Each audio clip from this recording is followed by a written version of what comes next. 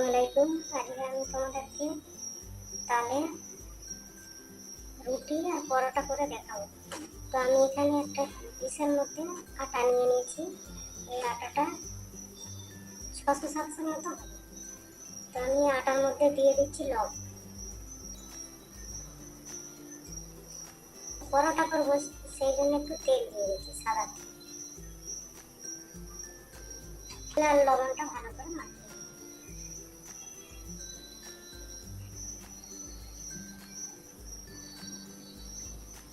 তেল আর লবণটা মাখিয়ে নিয়েছি। এবারে এর মধ্যে দিয়ে দেবো পাকা তালের কাজ। অনেকভাবে পরোটা বানিয়েছেন, এবারে পাকা তাল দিয়ে এইভাবে বানিয়ে দেখুন, তরকারি লাগবে না, শুধুই খাওয়া হবে। যেহেতু পরোটা করবো, আটাটা মানে সফট হবে মাখালে, তো অল্প অল্প করে তাল দিয়ে মেখে এইভাবে একটা নরম সফট ডো বানিয়ে নিয়েছি। পুরোটাই চাল দিয়ে বানিয়েছি, একটু এতে পানি দিইনি। তো আমি এটা খানিকক্ষণ 5 মিনিটের মতো রেস্টে ঢাকা দিই। হয়ে গেছে, আমি ঢাকাটা খুলে একটা একটা করে লিচি দিয়ে বেলবো।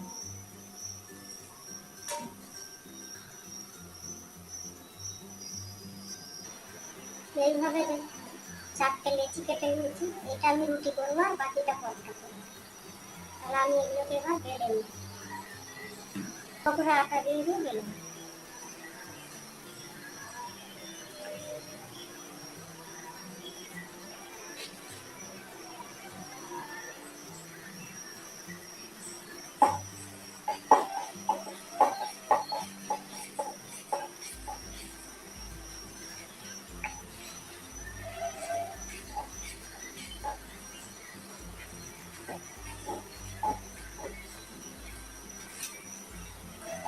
একটা রুটি বেলে নিয়েছি, এবার বাকিগুলো এইভাবে বেলে নিই।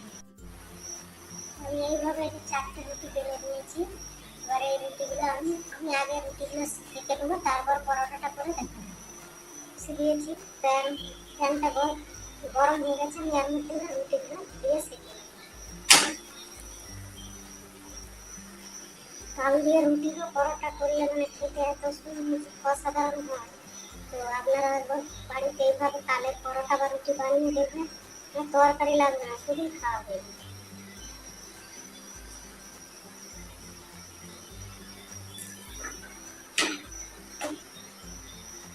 ব্যাপারটা হালকা হয়ে গেছে, এবার এই পিঠটা ঘুরি ঘুরি সেঁকে নেব।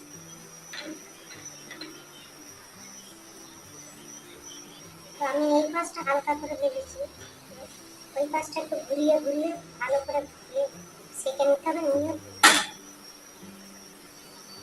তাহলে ভালো করে রুটিটা ফুলবে। এই রুটিটা সেঁকা হয়ে গেছে, আমি একইভাবে সব রুটিগুলোকে সেঁকে নেব। 5টা পরোটার জন্য 5টা লেচি কেটে নিয়েছি, একটু বড় বড় করে কেটেছি, রুটির চেয়ে একটু বড়। তো এখান থেকে একটা করে নিয়ে আমি পরোটা বেলে নেব। আমি একটা করে লেচি দিয়ে পরোটা বেলে নেব। ওদের সামান্য একটু আটা দিয়ে বেলে নেব।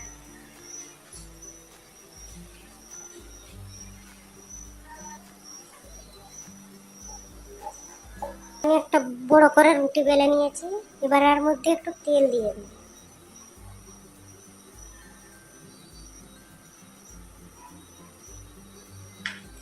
তেলটা এইভাবে মাখিয়ে নেব।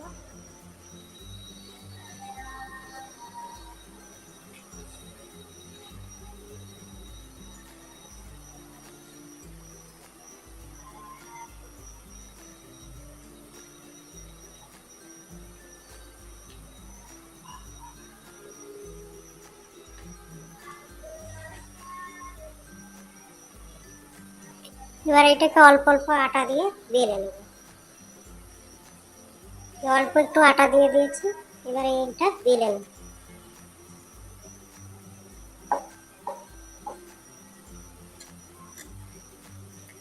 আমি এইভাবে 4 কোনা করে পরোটাটা বেলে নিয়েছি। এবার এইভাবে একইভাবে সবগুলোই বেলে নেব। একইভাবে সব পরোটাগুলো যে বেলে নিয়েছি আমি। তো প্যানটা গরম হয়ে গেছে, আমি ওর মধ্যে পরোটাগুলো দিয়ে দেব। পিসটা হালকা করে ভেজে নিয়েছি, এবার উল্টিয়ে দেবো। তো আমি পরোটাগুলো ঘি দিয়ে ভেজে নিই, তোমরা তেল দিয়ে ভেজে নিতে পারো, তো আমি পরোটাগুলোকে ঘি দিয়ে ভাজি। তো উপরটাই আগে ঘি দিয়ে দিলাম,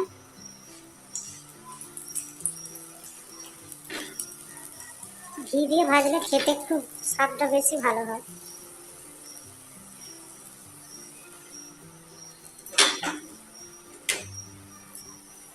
আবার উল্টে দেবো।